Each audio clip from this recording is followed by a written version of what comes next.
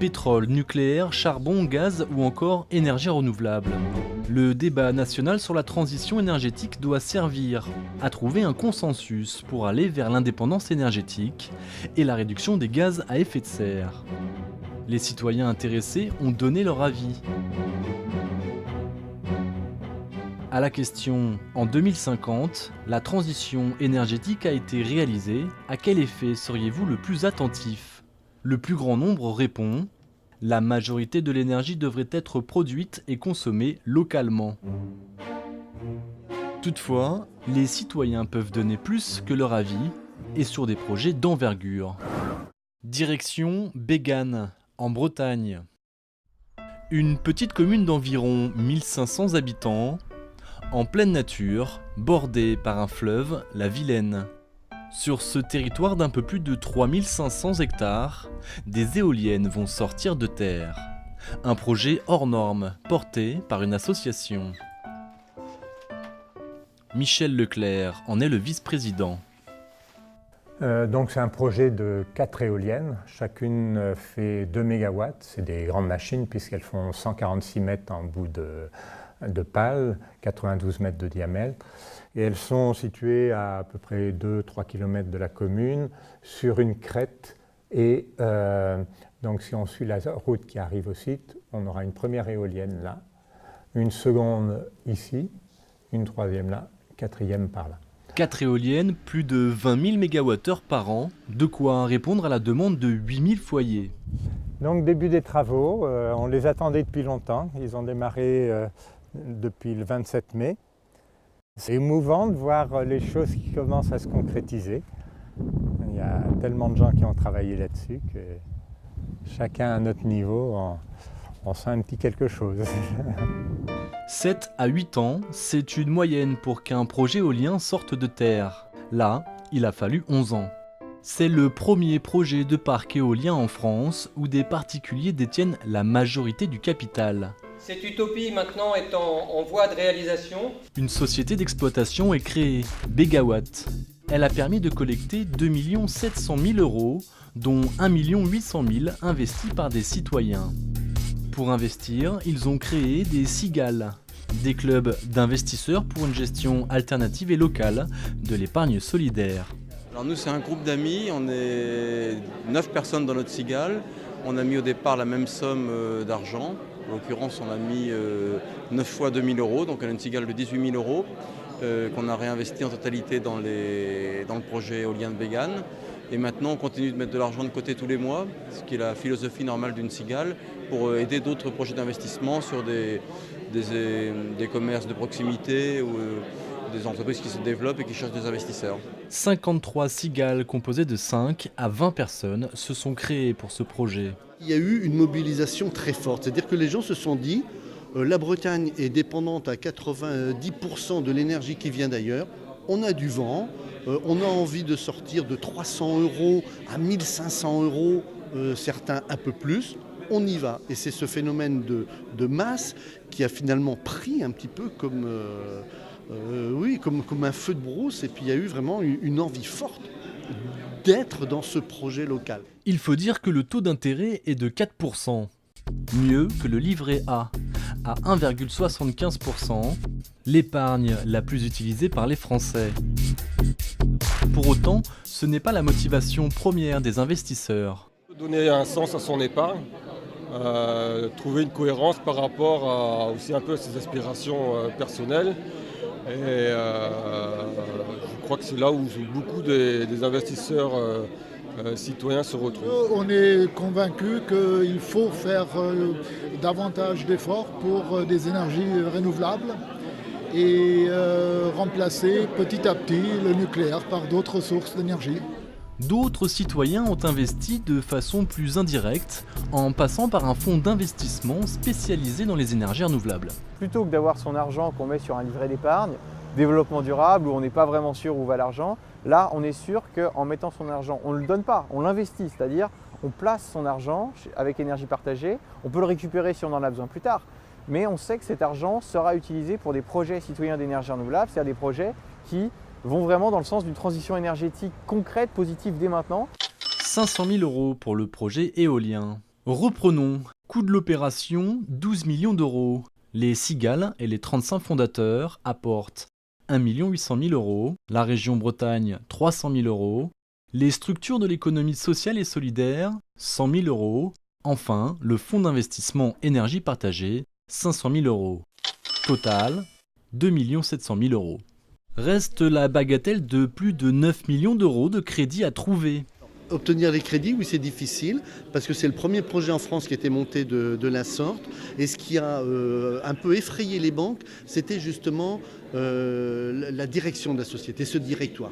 Comment vous allez pouvoir, dans une société avec un collège de membres fondateurs, où il y a 35 personnes, avec un collège des citoyens groupés en clubs d'investisseurs citoyens de 50 clubs, vous allez avoir une gouvernance où vous allez pouvoir prendre des décisions. C'est ça qui a effrayé les banques et qui était le plus difficile à convaincre.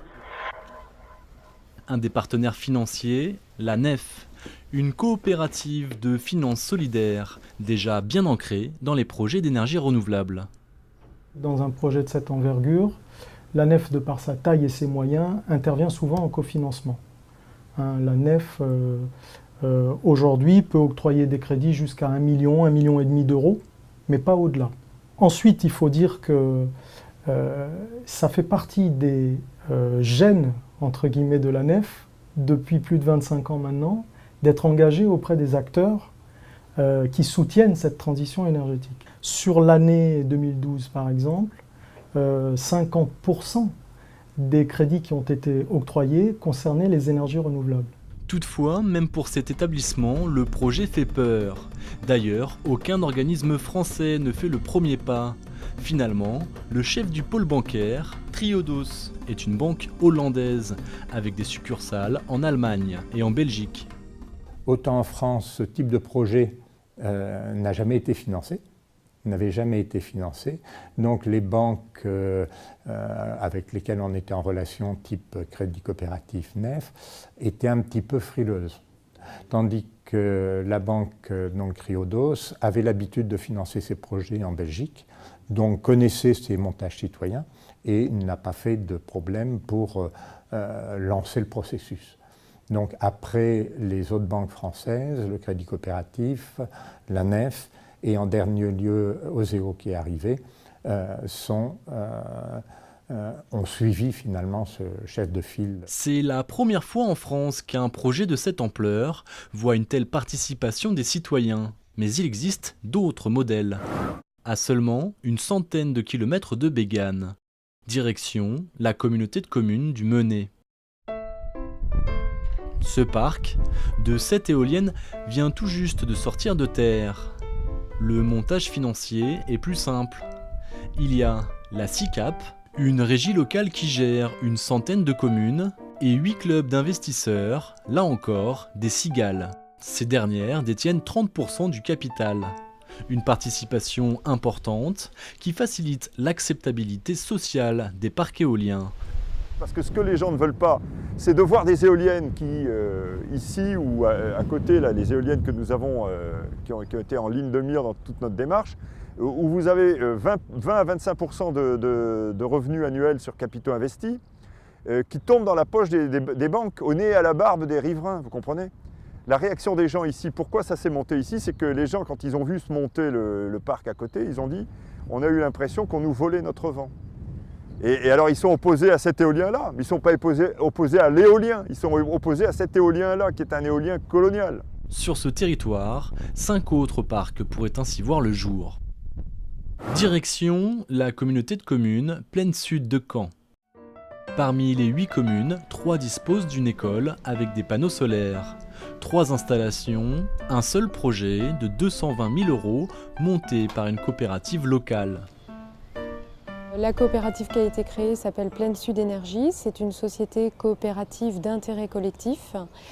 On a choisi ce type de structure puisqu'elle permet de réunir à la fois des particuliers et également des collectivités locales. Donc c'est un moyen de faire travailler ensemble des acteurs privés et des acteurs publics sur un même territoire. 25 000 € collectés par les citoyens, collectivités, entreprises et associations, 40 000 € rajoutés par Énergie Partagée, 20 000 € de la région Basse-Normandie.